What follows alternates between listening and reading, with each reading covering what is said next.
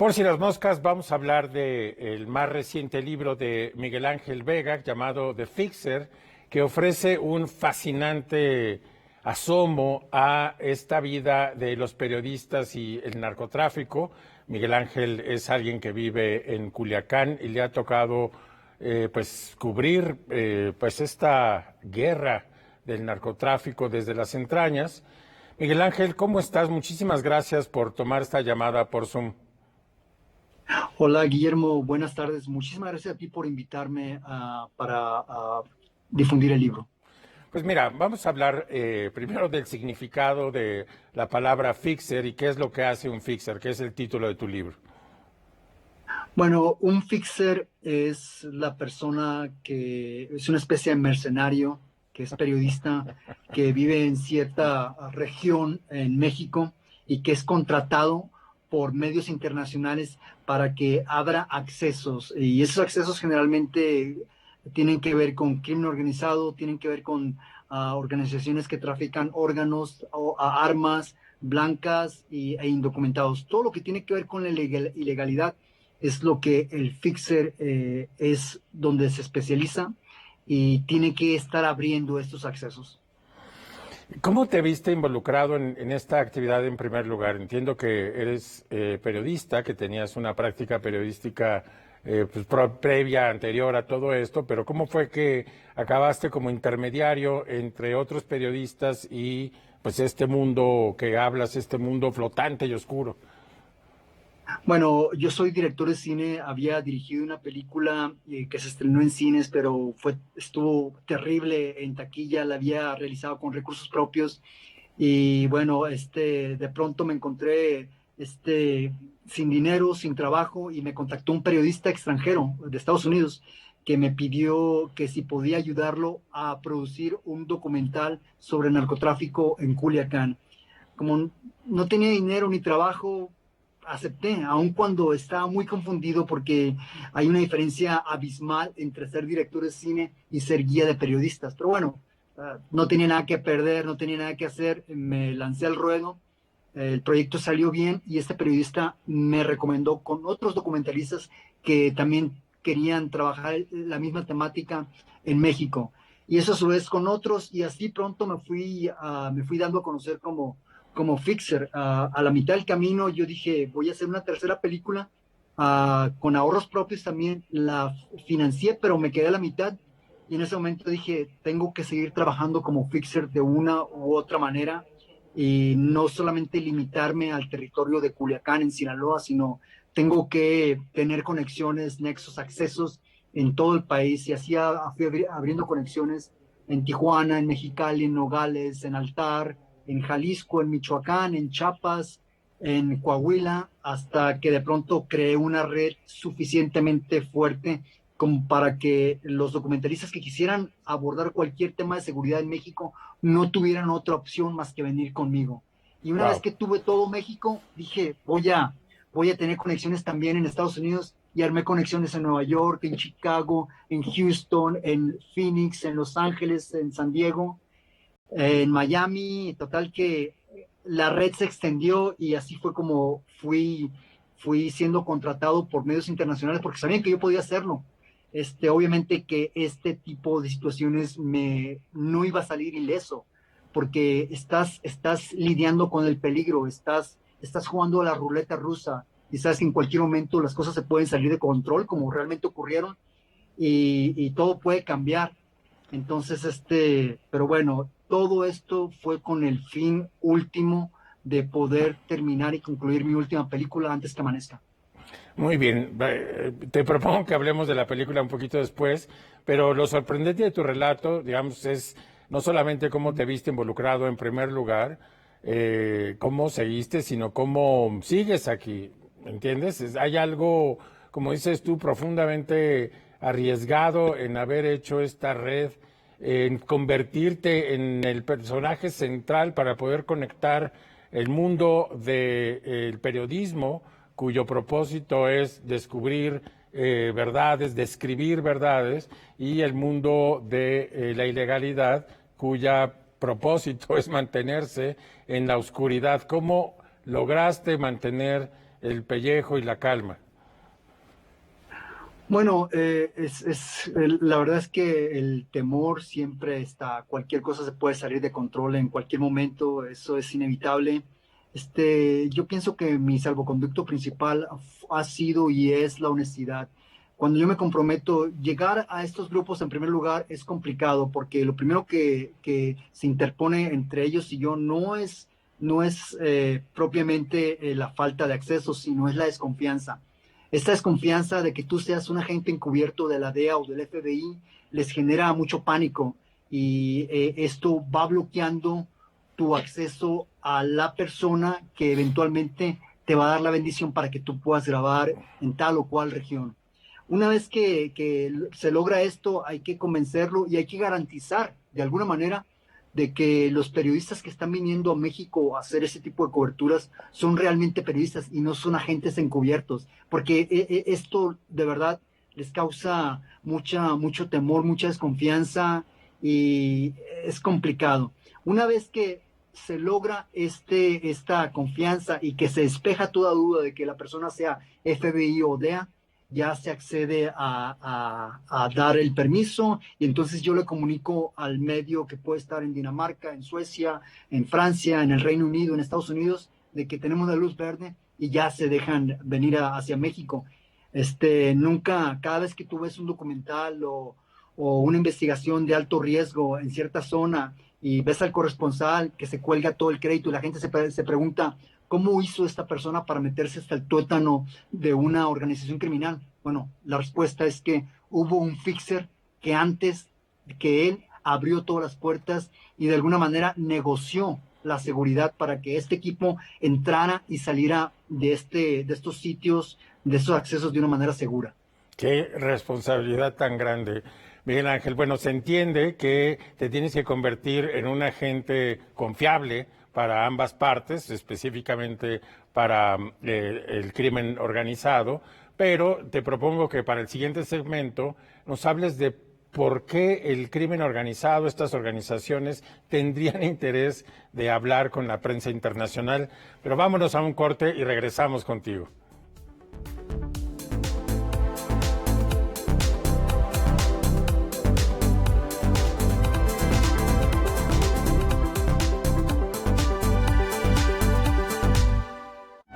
A 100 años del nacimiento de quien sea quizás el más importante representante, músico y compositor del tango argentino a nivel mundial, la Camerata Porteña y la Orquesta de Cámara de Zapopan se unen para hacer un homenaje a Astor Piazzolla. Camerata Porteña y Orquesta de Cámara de Zapopan. Piazzolla 100 años. El ángel vive. Argentina-México, Festival Internacional Cervantino 2021. En Especiales, domingo, 18 horas. En México, la vacuna contra la COVID-19 es universal, gratuita y voluntaria. Nadie puede venderla ni pedirte dinero para algún trámite. Si necesitas denunciar a una persona servidora pública, hazlo en sidec.funcionpublica.gov.mx. Si crees que es un fraude, llama al 911. Recuerda, todas las vacunas que se aplican son seguras y eficaces. Cuidémonos entre todos, vacúnate y no bajes la guardia. Secretaría de Salud. Gobierno de México. Por si las moscas, estamos hablando con Miguel Ángel Vega. Él es el autor de este fascinante testimonio que tituló El Fixer, que es un nuevo libro. Miguel Ángel, en el segmento anterior nos explicabas que tenías que desarrollar una relación de confianza entre la prensa internacional y tus fuentes en México, que son, bueno, y en otras partes de México y en Estados Unidos y otros países, que son fuentes que están bajo el manto de la ilegalidad. Una de las preguntas que me hacía yo al leer el libro es ¿por qué estas fuentes, estas personas que están traficando desde armas, órganos, drogas, quisieran hablar contigo o con la prensa internacional? ¿Qué es lo que le tendrían que decir a la prensa? Bueno, es que realmente no quieren hablar, todo se hace a través de un nivel de confianza. Una vez que se gana uno la confianza, ellos acceden por algo, algo tan burdo como es el ego. Ellos quieren dejar este testimonio, saben que es una carrera corta, es una vida corta en donde están y no hay un futuro inmediato y quieren hablar sobre lo que hacen, dejar ese testimonio y también mandar un mensaje en muchas de las cosas, aunque generalmente nunca se publica, a sus hijos, de que ellos no quieren que sus hijos sigan los mismos pasos que ellos. Entonces lo ven como una oportunidad de exposición y en algunos casos lo ven como una oportunidad también para enviar un mensaje al gobierno o enviar un mensaje también a sus grupos rivales que están peleando contra ellos en ese momento. Entonces yo siento que es una cuestión de ego que es derivada de un grado de confianza que se va ganando durante el proceso de producción. Bueno, pues lo que acabas de decir es todavía más fascinante, porque entonces la pregunta que sigue es qué papel desempeña la prensa, en este caso la prensa internacional. A lo que me refiero es, en tu experiencia, ¿qué vienen a buscar los diferentes grupos de periodistas extranjeros cuando están reporteando estas historias? Estoy seguro que debe de haber como grados y distinciones entre un medio y otro, pero ¿por qué no hablamos, digamos, desde lo más irresponsable hasta los medios que toman esto con toda responsabilidad pública y civil? ¿Por qué no nos hablas un poco de estas distinciones? Bueno, hay todo tipo de medios, ¿no? Hay todo tipo de periodistas. Ha habido periodistas que de pronto quieren ir a donde están ocurriendo una balacera, un enfrentamiento a balazos, y obviamente ya ese extremo es estar jugando con la muerte. Entonces, hay grupos que de pronto que me hablan y me dicen, podemos ver cómo decapitan a una persona. Le digo yo, no te voy a llevar yo, aunque yo tuviera ese acceso, yo no, es algo que yo no quiero tener en mi mente. Entonces, hay todo tipo de medios, hay periodistas muy responsables, muy honestos, hay otros que son muy amarillistas y pues uno tiene que lidiar con todos ellos, ¿no? Finalmente, este es un trabajo y uno no elige con quién trabajar. El trabajo llega a mí y mi responsabilidad es cumplir con el compromiso que yo hago con el medio.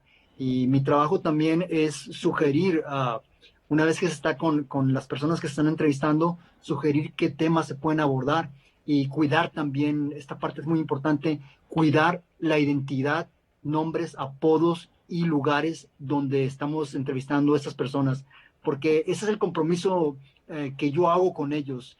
Una vez que estamos con grupos criminales, nosotros como medio estamos en sus manos, literalmente, pero una vez que el medio se va, yo también quedo en las manos del medio, porque si el medio no cumple su parte, y esto es no tergiversar la voz, no haber protegido o haber revelado por pura curiosidad el lugar o el nombre o el apodo de la persona que estamos entrevistando, entonces el quien queda en problemas soy yo, porque el medio está en el primer mundo, pero yo me quedo aquí lidiando con el panal de avispas han golpeado y bueno, para mí puede ser una situación de vida o muerte. Y bueno, esto da como consecuencia en mí una especie de paranoia, porque siempre que estoy en zonas que están en disputa, conflictivas, siempre estoy pensando que alguien me sigue, que me vigila. Entonces constantemente me estoy moviendo de un lugar a otro. Si me llaman y me preguntan, ¿dónde estás? Si estoy en Ciudad de México, digo que estoy en Tijuana. Si estoy en Tijuana, digo que estoy en Culiacán. Si estoy en Culiacán, digo que estoy en Los Ángeles. Entonces, de tal manera que soy como una especie de fantasma. Nunca estoy en un lugar en específico, pero al mismo tiempo estoy en todas partes. Y cuando me requieren, eso sí, tengo que estar ahí. Bueno, Y bueno, se me ocurre complicado, preguntarte, ¿dónde estás ahora? Estoy en No, Los Ángeles. no lo reveles, no lo reveles. Miguel Ángel, ¿por qué no revisamos algunas de las trepidantes anécdotas que compartes en este libro? Por ejemplo, aquella en donde hablas de una cena con la madre del Chapo. Bueno, nosotros en aquel momento estamos realizando un documental para la serie Clandestino que dirigía un escritor español, David Beriain, quien hace unos meses, por cierto, fue muerto en África, en Burkina Faso. Sí. Y parte de este acceso pues era entrevistar a la familia del Chapo. Y ya que estuvimos con ella, con doña Consuelo Loera, estamos preparándonos para cenar y de pronto llegó uno de sus hijos, el Guano, que en su momento fue el brazo derecho del Chapo. Entonces conmigo estaba un español, el productor, se llama Pablo García Inés, y estaba una especie de fixer que yo había contratado para que nos ayudara a abrir otros accesos. Era un proyecto muy grande. Y ya que estábamos cenando, el Guano se le quedaba mirando a Pablo y lo miraba así con curiosidad, hasta que de pronto le suelta: oiga, amigo, le dice, ¿usted es agente encubierto de la DEA? Y Pablo se queda así nervioso y dice: no, dice, yo no soy, yo soy periodista, no soy agente encubierto. Y continúa la plática y de pronto el Guano la vuelve a interrumpir y le vuelve a preguntar: a ver, dígame la verdad, amigo, ¿es usted agente encubierto de la DEA? Y Pablo niega: no, claro que no era agente encubierto. Y una tercera vez se levanta y dice: dígame la verdad, dice, ¿es usted agente encubierto de la DEA? Y ya Pablo le dice, todos nerviosos, todos pensamos que en cualquier momento iban a entrar un grupo de hombres y nos iban a poner una bolsa en la cabeza y nos iban a llevar y nos iban a torturar hasta que nos sacaran la verdad. Querían que dijéramos si somos agentes, pero nunca hemos sido agentes de la DEA. Un agente de la DEA tiene que ser nacido en Estados Unidos o por lo menos tener la ciudadanía americana. Y total que esa anécdota fue terrible, está en el libro y fue complicada para todos nosotros porque es lo que te digo, llegas a sus territorios y estás en sus manos y no hay nada, absolutamente nada que puedas hacer cuando estás en sus manos, solamente esperar lo mejor, aunque debes estar preparado para lo peor. Qué impresionante, me da la verdad escalofríos lo que estás contando. Vámonos a un corte, Miguel Ángel, y regresamos para seguir conversando contigo.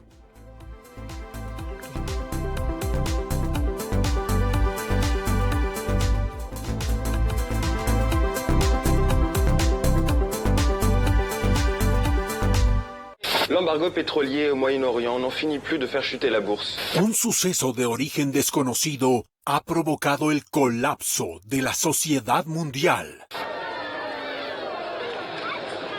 El colapso, próximamente, por Canal 22. La revocación de mandato es un derecho de la ciudadanía y en la Cámara de Diputados lo hicimos realidad. Ahora podemos decidir si la o el presidente continúa en el mandato por la confianza en su desempeño o deja el cargo de forma anticipada. Esta decisión popular ya se realiza en otros lugares del mundo y hoy es un derecho para las y los mexicanos. Cámara de Diputados, 65ª legislatura. Por si las moscas, estamos de regreso. Yo soy Guillermo Osorno. Estamos hablando con Miguel Ángel Vega. Él es el autor de un fascinante libro llamado El Fixer, en donde pues nos muestra sus experiencias como el periodista que hace contacto entre los grupos de crimen organizado y la prensa internacional. Miguel Ángel, cuando murió, fue asesinado, obviamente, Javier Valdés en Culiacán, él también, bueno, él describía sobre temas afines y también a veces hacía de fixer para prensa internacional. Ahora sabemos que fue asesinado precisamente por Cartel de Sinaloa. ¿Qué mensaje recibiste? ¿Qué fue lo que pensaste en ese momento? Bueno, en ese momento fue mucha confusión. No sabemos por qué habían matado a Javier y nosotros en un principio pensamos que era un ataque directo a Río 12 y que en cualquier momento iba a haber un segundo atentado. Entonces el director del periódico, Ismael Valdés, y el jefe de información, Andrés Villarreal, me llamaron para decirme que estaba muy difícil la situación, que ellos me recomendaban que debido al tipo de investigaciones que yo hacía, que mejor me fuera para otra ciudad, que me fuera para Los Ángeles, para México, para París, donde yo quisiera, pero que me tenía que salir de Culiacán. Y en ese momento yo supe que tal vez ellos sabían algo que yo no sabía y que me lo estaban ocultando. Y les pedí la verdad, no me la dijeron, pero a partir de ese instante yo supe que me iban a atacar. Y es muy complicado porque